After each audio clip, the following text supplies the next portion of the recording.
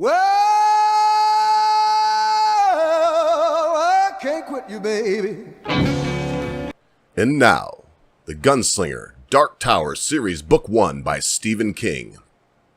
Narrated by The Laughing Ogre. The Gunslinger did not, of course, tell the boy all of this, but perhaps most of it had come through anyway. He'd already realized this was an extremely perceptive boy, not so different from Cuthbert, or even Jamie. "You asleep?" the Gunslinger asked. "No." "Did you understand what I told you?" "Understand it?" the boy asked with cautious scorn. "Understand it? Are you kidding?" No, but the Gunslinger felt defensive. He had never told anyone about his coming of age before, because he felt ambivalent about it. Of course, the hawk had been a perfectly acceptable weapon, yet it had been a trick. A betrayal. The first of many. Am I readying to throw this boy at the man in black? "I understood it," the boy said. "It was a game, wasn't it? Do grown men always have to play games? Does everything have to be an excuse for another kind of game? Do any men grow up, or do they only come of age?" "You don't know everything," the Gunslinger said, trying to hold his slow anger. "No, but I know what I am to you." "And what is that?" the Gunslinger asked tightly. "A poker chip." The Gunslinger felt an urge to find a rock and brain the boy. Instead, he held his tongue. "Go to sleep," he said. "Boys need their sleep." And in his mind, he heard Martin's echo, "Go find your hand." He sat stiffly in the darkness, stunned with horror and terrified, for the first time in his existence, of anything, of the self-loathing that might come. During the next period of waking, the railway angled closer to the underground river, and they came upon the slow mutants. Jake saw the first one and screamed aloud. The Gunslinger's head, which had been fixed straight forward as he pumped the handcar, jerked to the right. There was a rotten, jack-o'-lantern greenness below and away from them, circular and pulsing faintly. For the first time, he became aware of an odor, faint, unpleasant, wet. The greenness was a face, and the face was abnormal.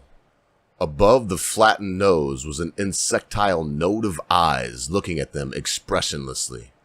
The Gunslinger felt an atavistic crawl in his intestines and privates. He stepped up the rhythm of arms and handcar handles slightly. The glowing face faded. "What was it?"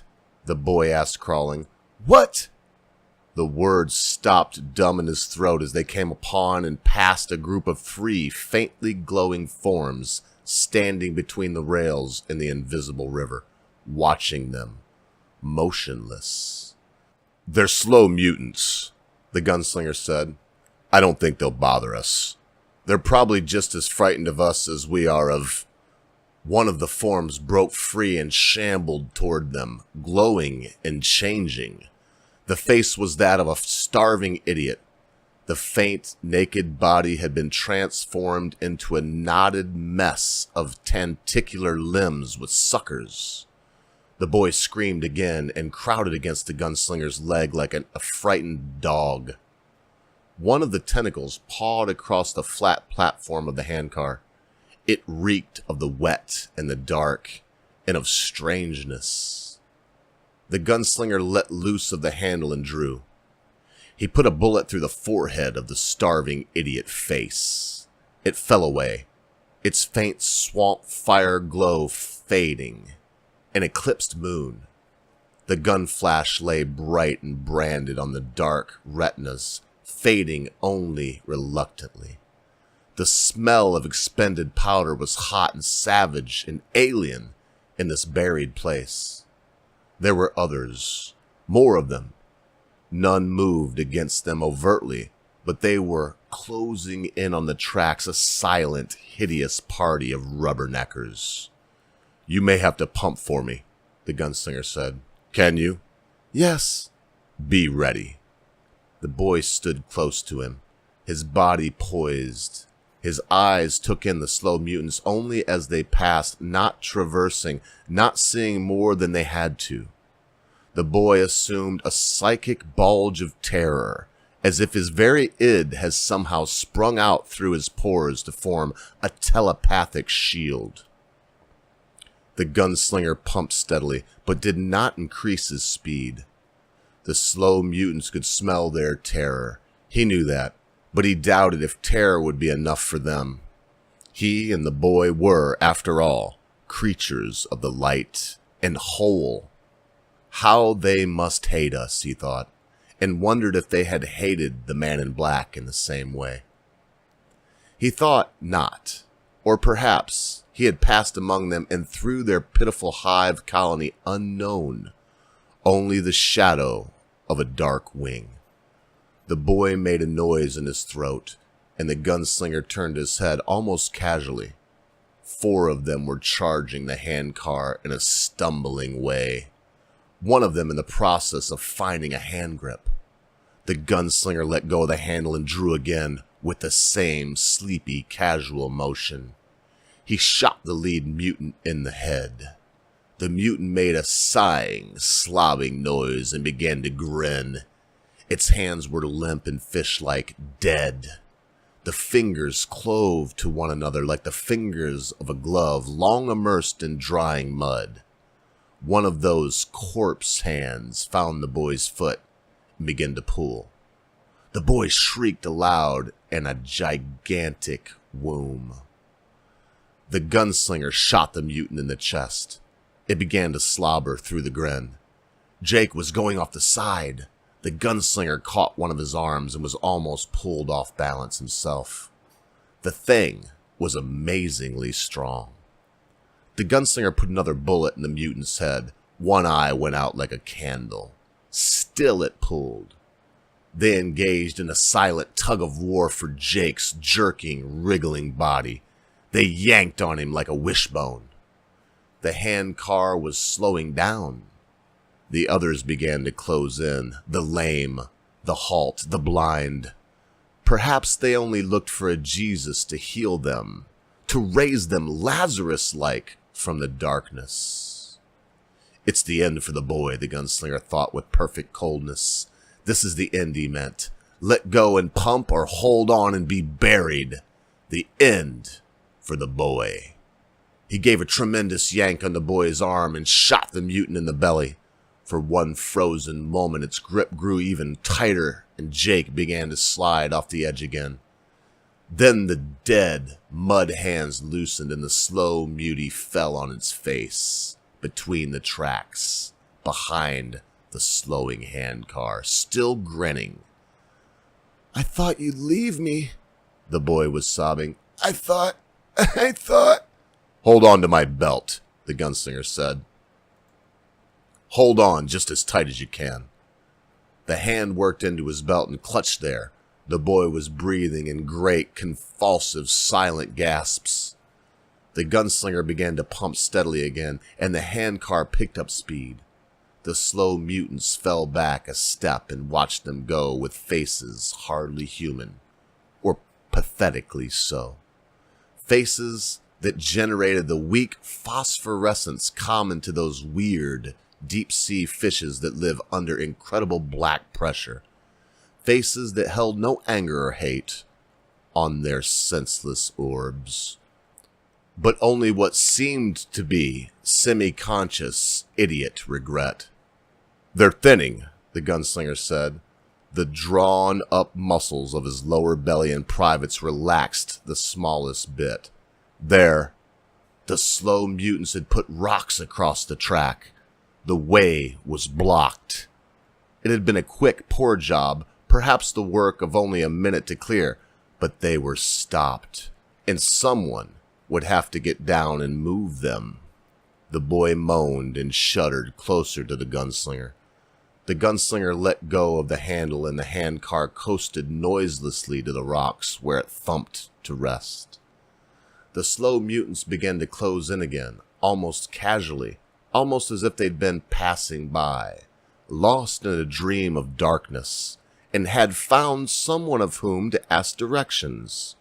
A street corner congregation of the damned beneath the ancient rock. "Are they going to get us?" the boy asked calmly. "No, be quiet a second." He looked at the rocks. The mutants were weak, of course, and had not been able to drag any of the boulders to block their way. Only small rocks, only enough to stop them, to make someone get down. "Get down," the gunslinger said. "You'll have to move them. I'll cover you." "No," the boy whispered. "Please." "I can't give you a gun, and I can't move the rocks and shoot too. You have to get down." Jake's eyes rolled terribly for a moment. His body shuddered in tune with the turnings of his mind. And then he wriggled over the side and began to throw rocks to the right and left madly, not looking. The gunslinger drew and waited. Two of them, lurching rather than walking, went for the boy with arms like dough. The guns did their work, stitching the darkness with red-white lances of light that pushed needles of pain into the gunslinger's eyes. The boy screamed and continued to throw away rocks. Witch glow leaped and danced. Hard to see now. That was the worst. Everything had gone to shadows. One of them, glowing hardly at all, suddenly reached for the boy with rubber boogeyman arms. Eyes that ate up half the mutie's head rolled wetly. Jake screamed again and turned to struggle. The gunslinger fired without allowing himself to think. Before his spotty vision could betray his hands into a terrible quiver. The two heads were only inches apart. It was the mutie who fell slitheringly. Jake threw rocks wildly. The mutants milled just outside the invisible line of trespass, closing a little at a time, not very close. Others had caught up, swelling their number. "All right," the gunslinger said. "Get on, quick!" When the boy moved, the mutants came at them. Jake was over the side and scrambling to his feet. The gunslinger was already pumping again, all out. Both guns were holstered now. They must run. Strange hands slapped the metal plane of the car's surface. The boy was holding his belt with both hands now, his face pressed tightly into the small of the gunslinger's back. A group of them ran into the tracks, their faces full of that mindless, casual anticipation. The gunslinger was pumped full of adrenaline. The car was flying along the tracks into the darkness. They struck the 4 or 5 pitiful hawks full force. They flew like rotten bananas struck from the stem. On and on into the soundless, flying banshee darkness. After an age, the boy raised his face into the Made wind, dreading and yet needing to know. The ghost of gun flashes still lingered on his retinas. There was nothing to see but the darkness, and nothing to hear but the rumble of the river. "They're gone," the boy said suddenly, fearing an end to the tracks in the darkness and the wounding crash as they jumped on the rails and plunged to twisted ruin. He had ridden in cars. Once his humorless father had driven at 90 on the New Jersey Turnpike and had been stopped. But he had never ridden like this, with the wind and the blindness and the terrors behind and ahead, with the sound of the river like chuckling voices and the voice of the man in black. The gunslinger's arms were pistons in a lunatic human factory. "They're gone," the boy said timidly, the words ripped from his mouth by the wind. "You can slow down now. We left them behind." But the gunslinger did not hear. They careened onward into the strange dark. They went on 3 periods of waking and sleeping without incident.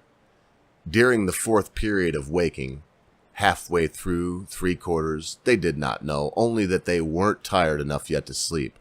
There was a sharp thump beneath them. The handcar swayed and their bodies immediately leaned to the right with gravity as the rails took a gradual turn to the left. There was a light ahead, a glow so faint and alien that it seemed at first to be a totally new element, neither earth, air, fire, or water. It had no color and could only be discerned by the fact that they had regained their hands and faces in a dimension beyond that of touch. Their eyes had become so light-sensitive that they noticed the glow over 5 miles before they approached it. "The end?" the boy said tightly. "It's the end." "No," the gunslinger spoke with odd assurance. "It isn't." And it was not. They reached the light, but not day. As they approached the source of the glow, they saw for the first time that the rock wall to the left had fallen away, and their tracks had been joined by others which crossed in a complex spider web. The light laid them in burnished vectors. On some of them were dark boxcar passenger coaches, a stage that had been adapted to rails. They made the gunslinger nervous, like ghost galleons trapped in an underground sargasso. The light grew stronger, hurting their eyes a little, but growing slowly enough to allow them to adapt. They came from dark to light like divers coming up from deep fathoms in slow stages. Ahead, drawing near, was a huge hangar stretching up into the dark.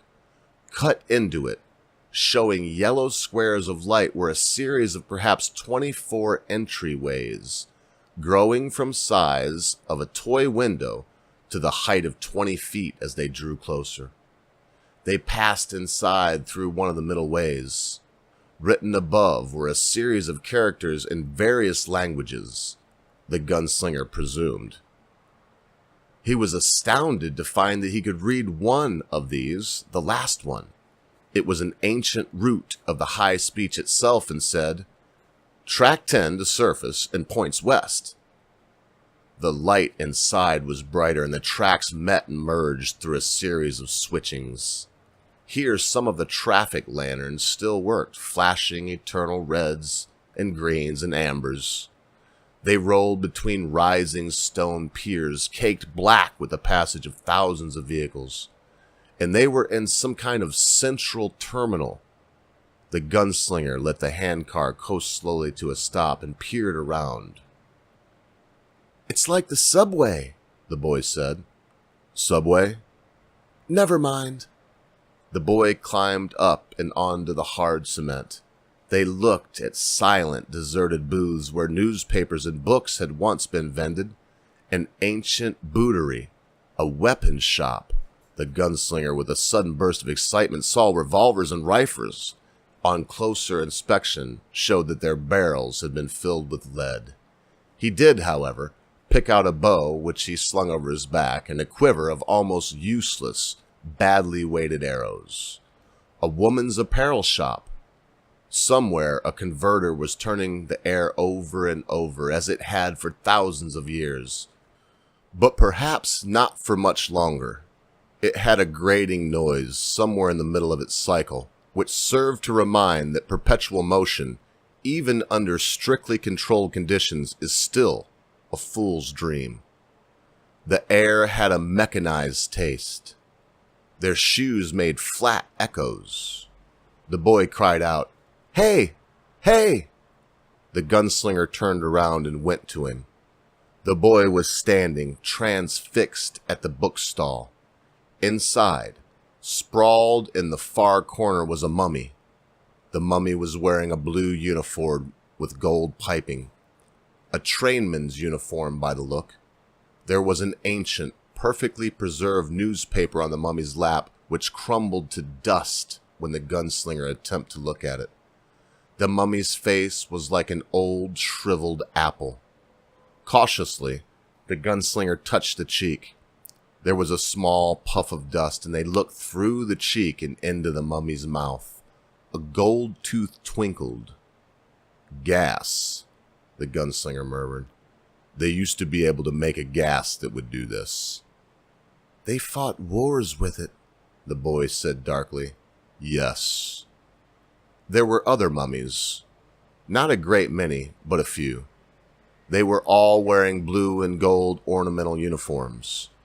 The gunslinger supposed that the gas had been used when the place was empty of all incoming and outgoing traffic. Perhaps in some dim day, the station had been a military objective of some long-gone army cause. The thought depressed him. We'd better go on, he said, and started to walk toward track 10 and the handcar again. But the boy stood rebelliously behind him. Not going. The gunslinger turned back, surprised. The boy's face was twisted and trembling. You won't get what you want until I'm dead. I'll take my chances by myself. The gunslinger nodded uncommittally, hating himself. Okay. He turned around and walked across the stone piers and leaped easily down onto the handcar. You made a deal, the boy screamed after him. I know you did! The gunslinger, not replying, carefully put the bow in front of the T-post rising out of the handcar's floor, out of harm's way. The boy's fists were clenched and his features drawn in agony. How easily you bluff this young boy, the gunslinger told himself dryly. Again and again his intuition has led him to this point, and again you have led him on by the nose. After all, he has no friends but you. In a sudden, simple, though almost a vision, it came to him that all he had to do was to give it over, turn around, take the boy with him, make him the center of a new force. The tower did not have to be obtained in this humiliating, nose-rubbing way. Let it come after the boy had grown of years, when the two of them could cast the man in black aside like a cheap wind-up toy. Surely, he thought cynically, surely. He knew with sudden coldness that going backward would mean death for both of them. Death, or worse, entombment with the living dead behind them. Decay of all the faculties, with perhaps the guns of his father living long after both of them, kept in rotten splendor as totems not unlike the unforgotten gas pump. Show some guts, he told himself falsely. He reached for the handle and began to pump it. The handcar moved away from the stone piers. The boy screamed, "Wait!" and began running on the diagonal toward where the handcar would emerge, toward the darkness ahead. The gunslinger had an impulse to speed up, to leave the boy alone, yet at last with an uncertainty. Instead, he caught him as he leaped. The heart beneath the thin shirt thrummed and fluttered as Jake clung to him. It was like the beat of a chicken's heart. It was very close now. The sound of the river had become very loud, filling even their dreams with its steady thunder. The gunslinger, more as a whim than anything else, let the boy pump them a while he shot a number of arrows into the dark, tethered by a fine, white length of thread. The bow was very bad, incredibly preserved, but with a terrible pull and aim despite that, and the gunslinger knew that very little would improve it. Even restringing would not help the tired wood. The arrows would not fly far into the dark, but the last one he sent out came back wet and slick. The gunslinger only shrugged when the boy asked him how far, but privately, he didn't think the arrow could have traveled more than 100 yards from that rotten bow, and luckily to get that. And still, the sound grew louder. During the third waking period after the station, a spectral radiance began to glow again, and they had entered a long tunnel of some weird phosphorescent rock, and the wet walls glistered and twinkled with thousands of minute starbursts. They saw things in a kind of eerie, horror house surreality. The brute sound of the river was channeled to them by the confining rock, magnified by its own natural amplifier. Yet the sound remained oddly constant even as they approached the crossing point the gunslinger was sure lay ahead. Because the walls were widening, drawing back, the angle of their ascent became more pronounced.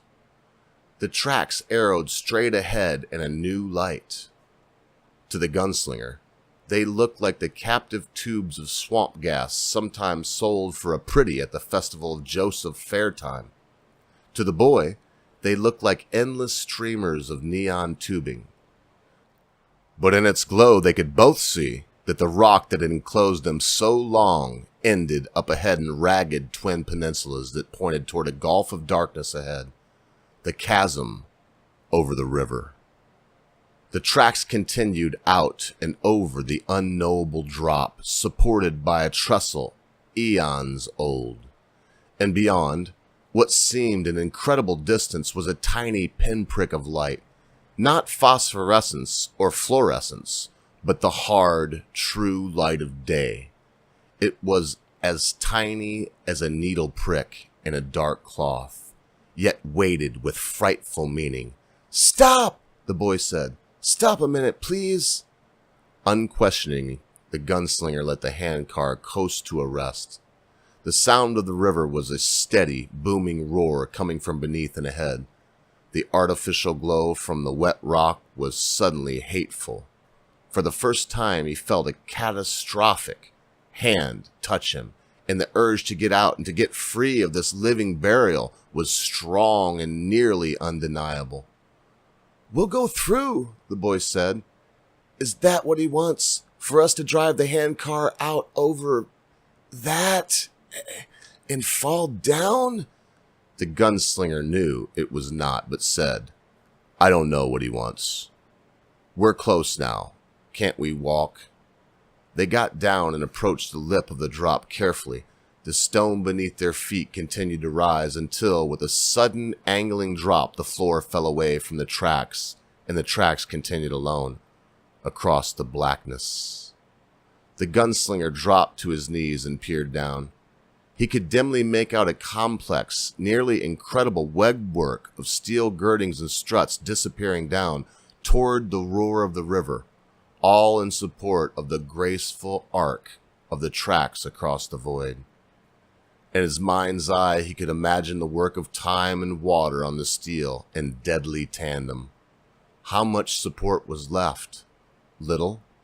Hardly any? None? He suddenly saw the face of the mummy again, and the way the flesh, seemingly solid, had crumbled effortlessly to powder at the bare touch of his finger. "We'll walk," the gunslinger said. He half expected the boy to balk again, but he preceded the gunslinger calmly out onto the rails, crossing onto the welded steel slats calmly, with sure feet. The gunslinger followed him, ready to catch him if Jake should put foot wrong. They left the handcar behind them and walked precariously out over darkness. The gunslinger felt a fine slick of sweat cover his skin. The trestle was rotten, very rotten. It thrummed beneath his feet with the heady motion of the river far beneath, swaying a little on unseen guy wires. "We're acrobats," he thought. "Look, mother, no net. I'm flying." He knelt once and examined the cross ties they were walking on. They were caked and pitted with rust. He could feel the reason on his face, fresh air, the friend of corruption, very close to the surface now, and a strong blow of his fist made the metal quiver sickly. Once he heard a warning groan beneath his feet and felt the steel settle, preparatory to giving way. But he had already moved on. The boy, of course, was over 100 pounds lighter and safe enough, unless the going became progressively worse. Behind them, The handcar had melted into the general gloom. The stone pier on the left extended out perhaps 20 feet, further than the one on the right, but this was also left behind, and they were alone over the gulf. At first it seemed that the tiny prick of daylight remained mockingly constant, perhaps drawing away from them at the exact pace they approached it. That would be wonderful magic indeed. But gradually, the gunslinger realized that it was widening, becoming more defined. They were still below it, but the tracks were still rising. The boy gave a surprised grunt and suddenly lurched to the side, arms pinwheeling in a slow, wide revolution. It seemed that he tottered on the brink for a very long time indeed, before stepping forward again. "It almost went on me," he said softly without emotion. "Step over." The gunslinger did so. The cross tie the boy had stepped on had given way almost entirely and flopped downward lazily, swinging easily on disintegrating rivets like the shutter on a haunted window. Upward, still upward. It was a nightmare walk, and so seemed to go on much longer than it did. The air itself seemed to be thickening and becoming like taffy. The gunslinger felt as if he might be swimming rather than walking. Again and again his mind tried to turn itself to thoughtful, lunatic consideration of the awful space between this trestle and the river below. His brain viewed it in the spectral detail, and how it would be. The scream of twisting metal, the lurch as his body slid off to the side, the grabbing for non-existent handholds with fingers, the swift rattle of boot heels on treacherous rotted steel, and then down, turning over and over, the warm spray in his crotch as his bladder let go, the rush of wind against his face rippling his hair up in cartoon fright, pulling his eyelids back, the dark water rushing to meet him faster, outstripping even his own scream. Metal screamed beneath him, and he stepped past it, unhurriedly, shifting his weight, not thinking of the drop or of how far they had come, or of how far was left, not thinking that the boy was expendable, and that the sale of his honor was now, at least, nearly negotiated. "3 ties out here," the boy said coolly. "I'm gonna jump. Here." The gunslinger saw him silhouetted for a moment against the daylight, an awkward, hunched, spread eagle. He landed, and the whole edifice swayed drunkenly. Metal beneath them protested, and something far below fell, first with a crash, then with the sound of deep water. "Are you over?" the gunslinger asked. "Yes," the boy said remotely, "but it's very rotten. I don't think it'll hold you. Me, but not you. Go back now and leave me alone." His voice was hysterical, cold, but hysterical. The gunslinger stepped over the break. One large step did it. The boy was shuddering helplessly. "Go back! I don't want you to kill me!" "For Christ's sake, walk," the gunslinger said roughly. "It's going to fall down." The boy walked drunkenly now, his hands held out shudderingly before him, fingers splayed. They went up. Yes, it was much more rotten now. There were frequent breaks of 1, 2, even 3 ties, and the gunslinger expected again and again that they would find the long, empty space between rails that would either force them back or make them walk on the rails themselves, balanced giddily over the chasm. He kept his eyes fixed on the daylight. Hope you enjoyed this edition of the Gunslinger Dark Tower series, Book 1 by Stephen King, narrated by your ever-loving blue-eyed ogre. Make sure you tune in next time. I'll try not to let it be a week. For the next part of this most horrific betrayal. And if I may, let me remind you to be good to your friends and family members. Be good to your loved ones, because constant viewer, at a time you think not, they will depart from you.